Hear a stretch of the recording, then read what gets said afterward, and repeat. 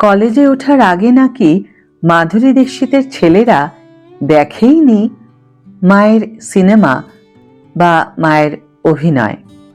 Hi everyone, welcome back to my channel Anjana entertainer. বন্ধুরা, তোমাদের সকলকে আমার এই ছোট্ট ইউটিউব চ্যানেলে স্বাগত জানাই।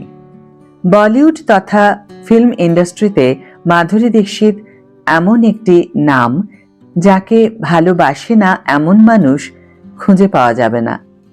শুধু অভিনয় নয়, নাচের মাধ্যমেও কোটি কোটি মানুষের মন জয় করেছেন তিনি।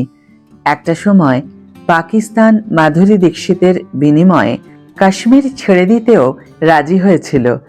শোনা গেছে এহেন একজন অভিনেত্রীর ছেলে হয়েও মায়ের সিনেমা দেখেন না তার সন্তানরা।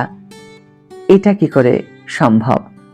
সম্প্রতি মিডিয়ার সঙ্গে এক আলাপচারিতায় মাধুরী দীক্ষিত বলেছিলেন, তিনি যখন একজন খলনায়িকা বা সিরিয়াল কিলারের চরিত্রে অভিনয় করেন তখন তিনি নিজেও স্বাচ্ছন্দ্য বোধ করেন না।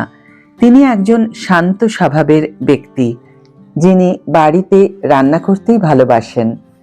অভিনেত্রী আরও বলেন, আমার দুই ছেলে, আরিন 22 বছরের এবং রায়ান 20 বছরের।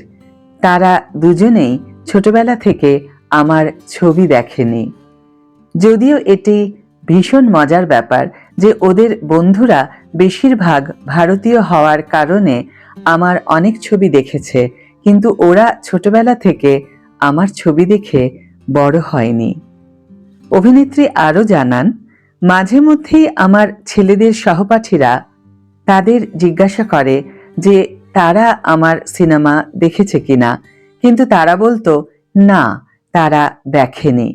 এই কথা শুনে খুব স্বাভাবিকভাবেই ওরা ভীষণ অবাক হয়ে যেত।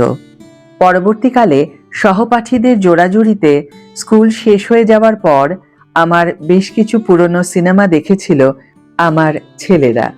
মাধুরীর নতুন ধারাবাহিক মিসেস দেশপান্ডে পরিচালনা করেছেন নাগেশ কুকুনুর।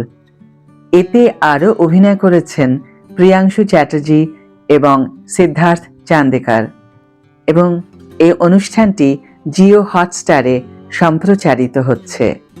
আজকের ভিডিও এখানেই শেষ করছি বন্ধুরা।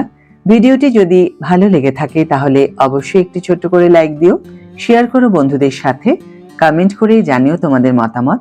যারা এখনো আমার চ্যানেলটিকে সাবস্ক্রাইব করনি তারা অবশ্যই চ্যানেলটিকে সাবস্ক্রাইব করে আমার পাশে থেকো, আর যারা অলরেডি সাবস্ক্রাইব করে দিয়েছো তাদের জন্য আমার অনেক ভালোবাসা এবং অনেক ধন্যবাদ।